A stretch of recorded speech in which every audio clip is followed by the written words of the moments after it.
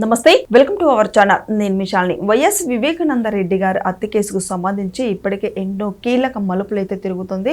కానీ సునీత రెడ్డి గారు అయితే ఏ కోర్టుకి వెళ్ళినా సరే తనకి న్యాయం అయితే జరగట్లేదు.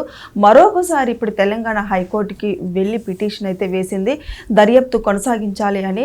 మరోపక్క చూసుకుంటే ఇటు పరిటాల రవి కేసుకు సంబంధించి కూడా సాక్ష్యాలన్నీ కూడా మరణిస్తూ వస్తున్న తరుణంలో మరి ఎక్కడ అసలు ఈ రెండు కేసులకు సంబంధించి నీరు కారే అవకాశం ఉందని చెప్పి ప్రజలు కూడా అడుగుతున్నారు.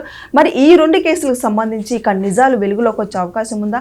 ఇలాంటి అంశాలను చర్చించే స్టూడియోలో ఉన్నారు ప్రముఖ రాజకీయ సామాజిక విశ్లేషకులు కిల్లార్ నాగార్జున గారు ఉన్నారు. వారిని అడిగి విషయాలను తెలుసుకునే ప్రయత్నం చేద్దాం. నమస్కారం సార్.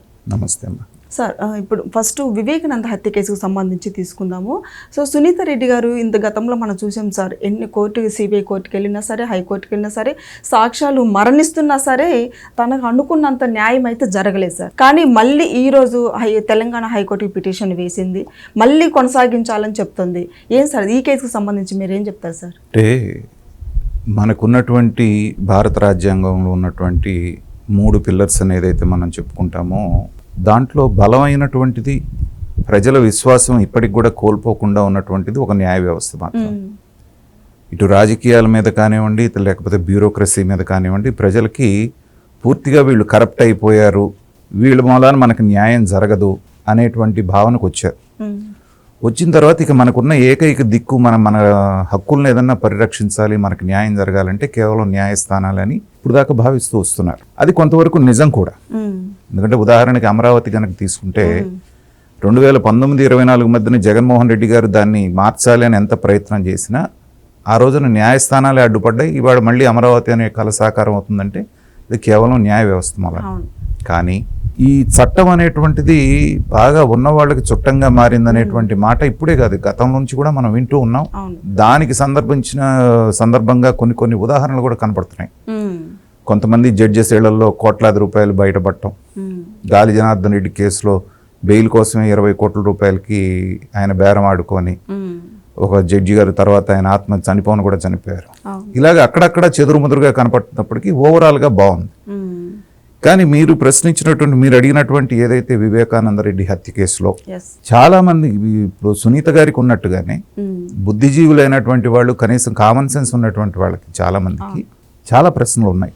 ఆ ప్రశ్నల్లో చాలా వరకు అనాన్సర్డ్గానే ఉండిపోయింది. సిబిఐ అనేటువంటిది తన దర్యాప్తు చేసినప్పటికీ కూడా ఏంటంటే పాత్రదారుల వరకే అది ప్రస్తావన చేసి వాళ్ళ మీద ఛార్జ్ షీట్ వేసేసి చేతులు దులుపుకుంది, కానీ సూత్రధారుల దాకా అది వెళ్ళలేదు అనేటువంటిది ఆంధ్రప్రదేశ్లో ఏ పౌరుని కదిలించినా చెప్తారు. ఎందుకంటే ఇంత పెద్ద కార్యక్రమం, అది కూడా ఏంటి, మోస్ట్ పవర్ఫుల్ లీడర్ అయినటువంటి రాజశేఖర్ రెడ్డి గారి బ్రదరు, ఒక బలమైనటువంటి రాజకీయ నాయకుడిగా ఉన్నటువంటి జగన్మోహన్ రెడ్డి గారి బాబాయిని టచ్ చేయాలంటే కూడా, అది కూడా త్వరలో జరగబోయే ఎలక్షన్స్లో ఒక 2 నెలలు 3 నెలల్లో అధికారంలోకి వస్తామన్నటువంటి సందర్భంలో ఆయనకు ప్రమేయం లేకుండా, ఆయన నాలెడ్జ్లో లేకుండా చేసేటువంటి ధైర్యం ఆంధ్రప్రదేశ్లో ఉన్నటువంటి ఎవరూ చేయలేరు అనేటువంటిది బ్రహ్మాండమైనటువంటి, ప్రతి వాళ్ళకి అర్థమైనటువంటి విషయం. అవును.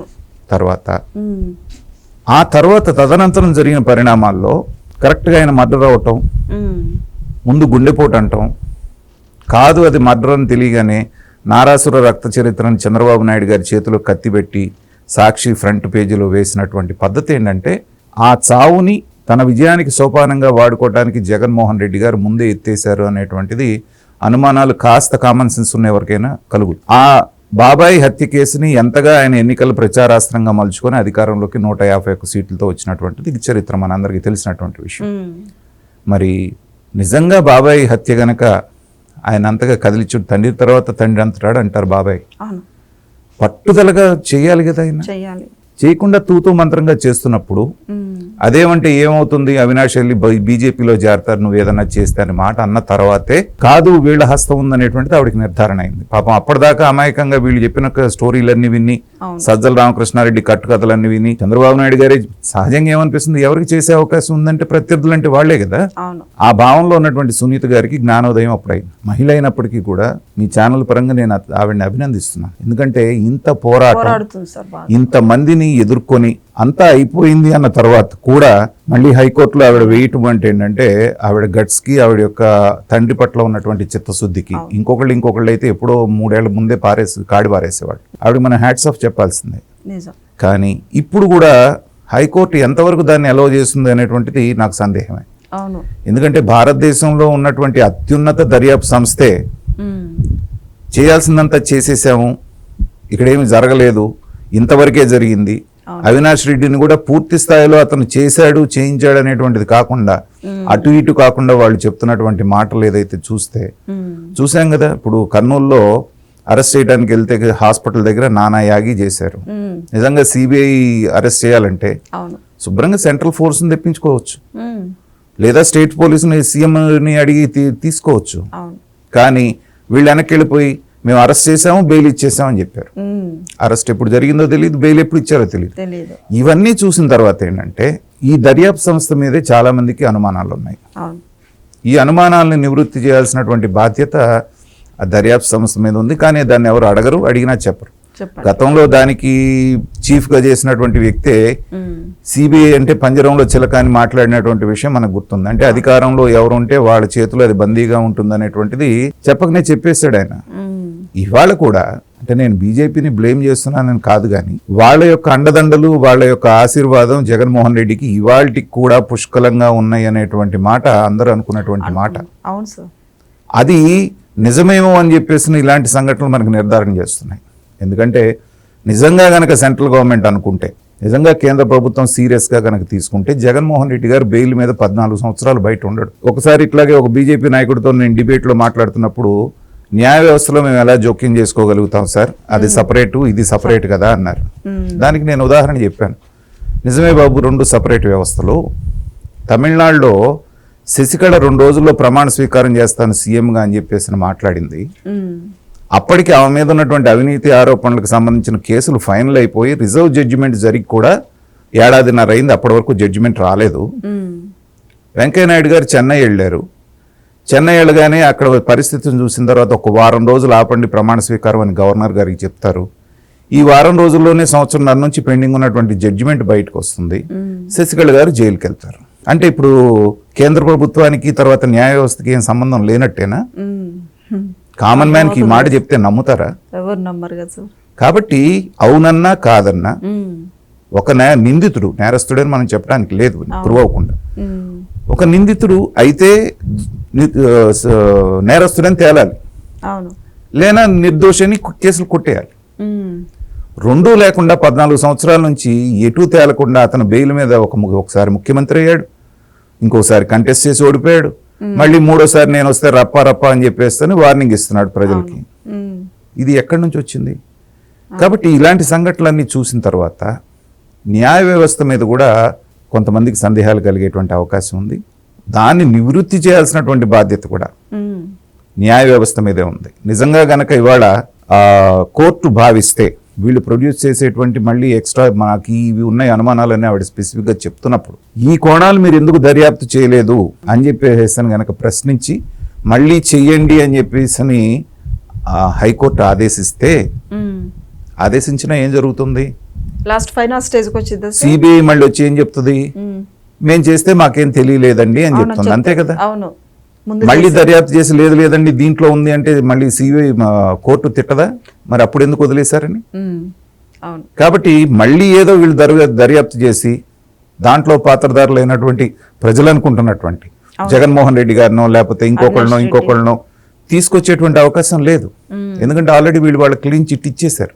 ఇప్పుడు ఆవిడ తీసుకొచ్చినటువంటి సాక్ష్యాధారాల మూలాన్ని మళ్ళీ వాళ్ళని కనుక తీసుకొస్తే వాళ్ళ ప్రతిష్ట దెబ్బతింటుంది. కాబట్టి దీన్ని మళ్ళీ కోర్టు అడిగితే కూడా కోర్టు ఏం చేస్తుంది? వాళ్ళని అడుగుతుంది ఇంకేమన్నా ఉందా అంటే ఇంకేం లేదండి అయిపోయింది, ఆవిడేదో వ్యక్తిగతమైనటువంటి వైరంతో చేస్తుందని చెప్పే అవకాశం ఉంది. కాబట్టి నేననేది ఏంటంటే ఆవిడ పోరాటాన్ని మనం తక్కువ చేయడానికి లేదు.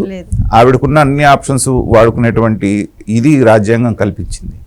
కానీ ఆ వివేకానంద రెడ్డి హత్య చేసినటువంటి ఫలితం అనేటువంటిది రాజకీయంగా జగన్మోహన్ రెడ్డి గారు ఆల్రెడీ అనుభవిస్తున్నారు. వైనాట్ 175 అన్న దగ్గర నుంచి 11 సీట్లకి పరిమితం అయ్యే కాకుండా ఆ మానసిక సంతులన దెబ్బతిన్న వ్యక్తిలాగా ఒకరోజు మావి గన్నని ఇంకో చోట ఇంకో గన్నని చెప్పేసి పిచ్చి పిచ్చి మాటలన్నీ మాట్లాడుతూ ప్రజల్లో ఇంకా పలచనవుతున్నాడు.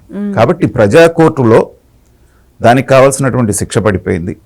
ఇక న్యాయ వ్యవస్థ పట్ల ఆవిడికి విశ్వాసం ఉంది కాబట్టి వెళ్తున్నారు. కాబట్టి ఏం చేస్తారు, న్యాయస్థానాలు ఏం తెలుస్తాయి అనేది మనం చూద్దాం. అట్లాగే పరిటాల రవి విషయం కూడా మీరు రెఫర్ చేశారు. చేసినప్పుడు ఆ సాక్షులందరూ ఎలా చనిపోయారు చూసాం. ఎస్, అవును. మొద్దు సీన్ దగ్గర నుంచి మ్మ్. ఎవడో ఒకడు జైల్లోకి వెళ్తాడు, మొద్దు సీన్ ఉన్నటువంటి దీంట్లోకి వెళ్తాడు, వాడి మానసిక పరిస్థితి బాగుండదు, వాడు డంబులతో తలబొగ్గులు కూడా చంపేస్తాడు. మ్మ్. పరిటాల రవి లాంటి వ్యక్తిని చంపగలిగినటువంటి వ్యక్తిని ఒక అర్భకుడు వెళ్ళి జైల్లోకి వెళ్ళి చంపేస్తాడు. ఇవి సహజంగా ఈ మధ్య మనకి వెబ్ సిరీస్లు, సినిమాలు వస్తున్నాయి, ఈ క్రైమ్ స్టోరీలు, క్రైమ్కి సంబంధించినవి. అవును. ఏమాత్రం తీసిపోదు. వీళ్ళ మూలాన మనకి ఎప్పటికైనా సరే ప్రమాదం ఉంది అంటే వాళ్ళకి మరణం అనేటువంటిది ఖాయంగా కనిపించింది. ఇంకా కూడా అంటే సబ్జెక్టు కరెక్షన్ నాకు నిర్ధారణ కాలేదు. ఓకే. వివేకానంద రెడ్డి గారు చనిపోయినప్పుడు జగన్మోహన్ రెడ్డి గారు, భారతి గారు వెళ్తున్నటువంటి కారు డ్రైవర్, మ్మ్. వాళ్ళని పులివెందుల దాకా తీసుకెళ్ళినటువంటి కార్ డ్రైవర్ కూడా అకార మరణం పొందాడనేటువంటిది మనకి చెప్తూ ఉన్నారు. వాళ్ళు మాట్లాడుకున్నది ఏంటో ఇతను విన్నాడు కాబట్టి మ్మ్. అతను కూడా ఈ లోకం నుంచి పరలోకానికి వెళ్ళాడు అనేటువంటిది బయట సబ్జెక్టు కరెక్షన్. ఐఎమ్ నాట్ ఎస్. దాన్ని నేను నిర్ధారించట్లేదు, కానీ చనిపోయిన మాట వాస్తవం. మ్మ్. యువకుడైనటువంటి ఒక డాక్టర్ చనిపోయాడు, వాళ్ళ చుట్టమే. అవును. ఇలాగ తీసుకుంటే ఒక 10 మంది దాకా పోయి ఉన్నారు, మ్మ్. ఇంక్లూడింగ్ వాళ్ళ సొంత మామ గంగిరెడ్డి గారితో సహా, డాక్టర్ గంగిరెడ్డి. కాబట్టి డబ్బులు ఉన్నటువంటి వాళ్ళు చట్టాన్ని చుట్టంగా చేసుకొని ఎలా వ్యవస్థల్ని మేనేజ్ చేసి ఆడుతున్నారు అనేటువంటిది ఇది ఒక క్లాసిక్ ఎగ్జాంపుల్. కాబట్టి ఇవాళ ఉన్న న్యాయ వ్యవస్థను పరిపూర్ణంగా ప్రక్షాళన చేయకుండా మ్మ్.